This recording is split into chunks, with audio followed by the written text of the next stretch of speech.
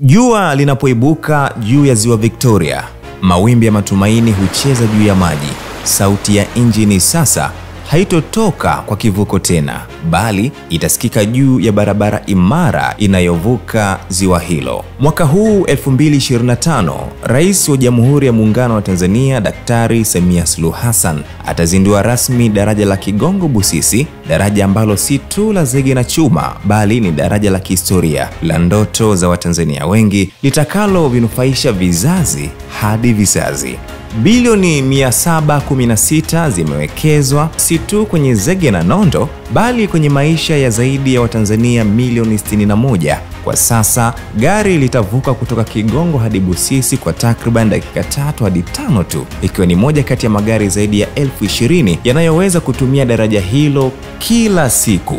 Tabasamu la matumaini, hicho ndicho ambacho kilichoandikwa sasa kwenye ramani ya wanakanda ya ziwa. Daraja hili ni mojawapo ya madaraja marefu kabisa Afrika Mashariki na Kati. Linaiunganisha Mwanza na Geita kama kifungo cha mapenzi kati ya pande hizi mbili zilizotazamana kwa muda mrefu, zikitamani kuungana bila kizuizi cha maji. Wakati Waziri wa Ujenzi Abdallah Ulega alipokuwa katikati ya daraja hilo, mbali na sauti za magari na harufu ya vumbi la mchanga wa maendeleo, alisimama na kuongea si kwa takwimu tu, bali kwa lugha ya mafanikio. Akachora kwa maneno ya picha ya taifa linalojengwa jiwe kwa jiwe, daraja kwa daraja, njia kwa njia. Mradi huu utatusaidia sana, kama nilivyokwisha kusema awali.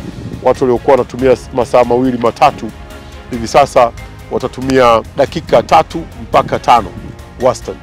Na kwa hivyo tutasaidia hapa, watu watasaidika hapa kijamii, lakini watu watasaidika hapa kiuchumi.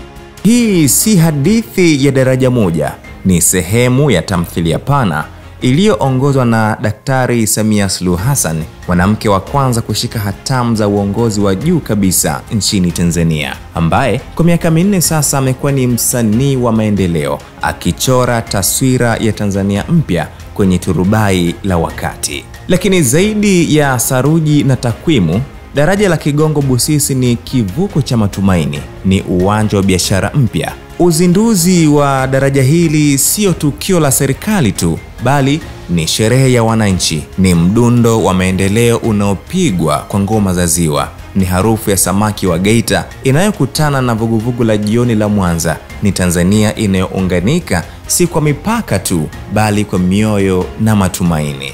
Juni 19 mwaka 2025 haitakuwa siku ya kawaida kwa Watanzania, hasa kwa wakazi wa kanda ya ziwa. Ni siku ambayo historia itachorwa juu ya maji, kati ya wilaya ya Misungwi na Sengerema, pale ambapo Rais wa Jamhuri ya Muungano wa Tanzania Daktari Samia Suluhu Hassan atazindua rasmi daraja la Kigongo Busisi lenye urefu wa kilomita 3. Hii ni Vibes Digital. Jina langu naitwa Barnaba Benson.